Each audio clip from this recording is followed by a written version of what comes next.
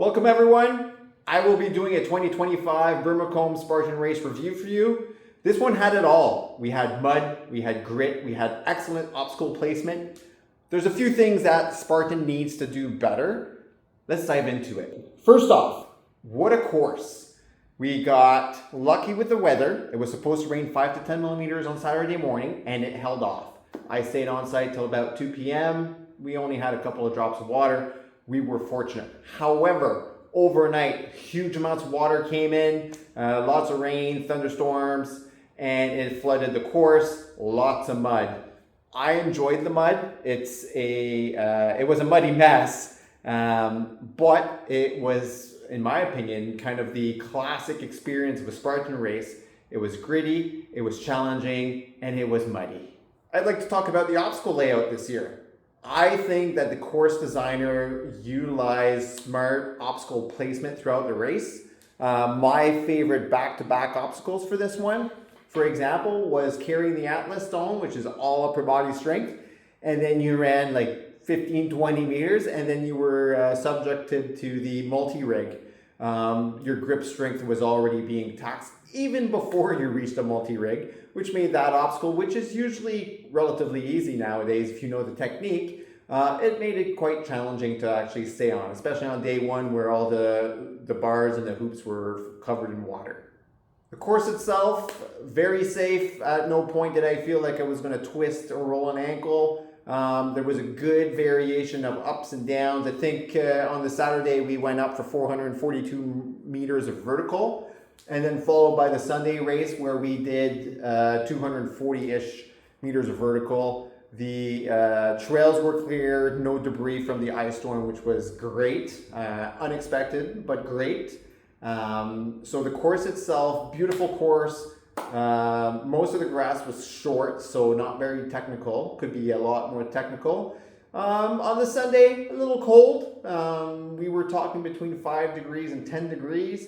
I had my 4 kids on site, so they were running in mud in very cold weather. I would have preferred 15 to 20 degrees myself, but it is what it is. We can't complain, right? I wanted to give a shout out to all the volunteers in Brimacombe. Brimacombe's not really close to any major center, so all the volunteers need to travel to get to the venue themselves. So huge shout out. These events could not happen without your support. You're phenomenal, especially at many of the volunteers when the racers are exhausted. You're just throwing out encouragement and you're just re-energizing the racers. So for all your support, everything that you do to support Spartan, thank you very much. Now, this is where Spartan Canada needs to step up. First, there was no headbands. So the headbands is basically the whole Spartan experience. So without the headband, yeah, you're going out there, you're doing the race, you're doing the courses, you're doing the obstacles. But the headbands, especially if you've looked at your pictures online, it just takes away a little bit of that special thing that makes Spartan race a Spartan race.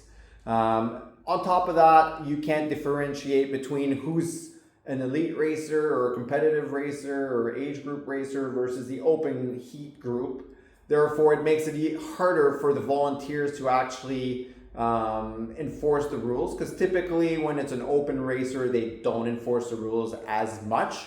If you want to skip your burpees or you want to skip your penalty loop, typically for the open racers, that's up to them. They can race their own race. However, if you're wearing a red headband, if you're in the age group or the elite wave, you are held to account for all your penalties, and failure to do your penalties could either give you a time deduction, or you can also be completely disqualified from the race. Finally, pertaining to the headbands, whether you're a seasoned runner or a first-time racer, the headband is just part of your experience. Spartan Race knows the capacity of each and every venue year after year. We've been at Brimacombe for probably close to 10 years now. You know how many races you can have. I was told we had 6,000 racers for the weekend, and 1,300 of those were the Spartan kids. So shout out to the kids who actually came out and participated in the Spartan race. Sidebar, very muddy course for the kids as well. We had to wash our kids like twice before they were clean. Simple fix, Spartan, for the headbands. Just order them in bulk.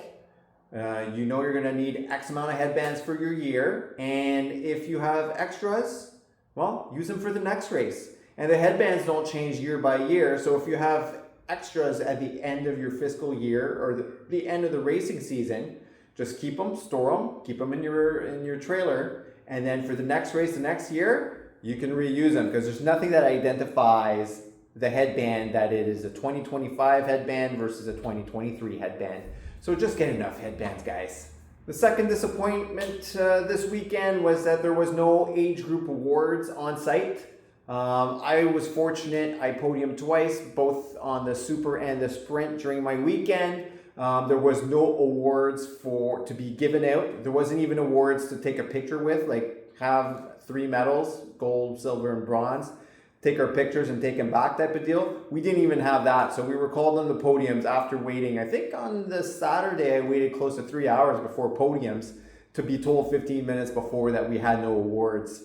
So very disappointing. We work hard to achieve those milestones and to excel in our sport. Please have the age group awards available. It's simple math. Each age group has 3 awards times 2 sexes, so you need 6 medals per each age group award category. Those you can pre-order. As soon as your medals are designed with a designer team, you can order them from China or wherever you get those medals from and just have them shipped.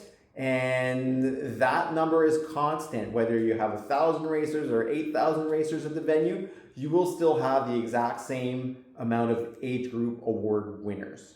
Last thing I'll touch on the awards. It's a new year, it's a new medal design. I would have liked to see what the medals look like.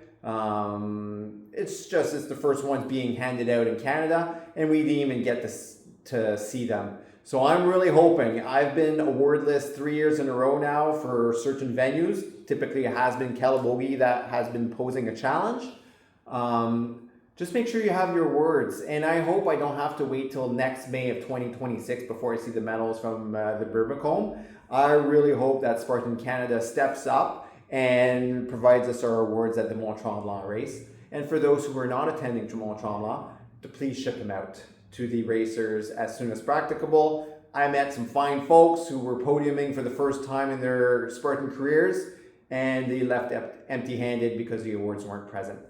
Little sidebar, if you want to get shipped your awards, it's not automatic. So if you are a podium winner, you need to contact the Canadian Spartan info email address. I will link it down below. Make sure you send them an email, tell them which race you podiumed, and that you would like your awards shipped to your house, unless they're going to be picked up in Mont Tremblant. Look, I love Spartan race. I've been racing for 13, 14 years now. This brand has pushed me to my limits, and I have nothing but respect for Spartan, for the community, for the friends I've made on course, and for the volunteers and the Spartan Canada employees as well. They are all fantastic on site. But the little details matter.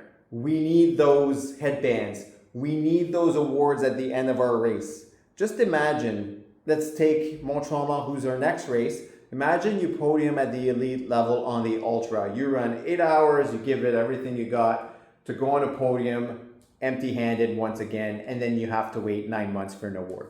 That is not acceptable. We want to go on the podiums. We want to receive our awards on the spot. I really do sincerely hope that 2025 is the year that Spartan steps up on the little details that are really important for the seasoned and first-timer runners. Thank you for watching. I'm Jonathan Bouchard, and I will see you in Mont Tremblant, Quebec. I will be at the start line of the Elite Ultra Wave at 6 a.m. and I'm hoping to crush the race and get a podium at the elite level.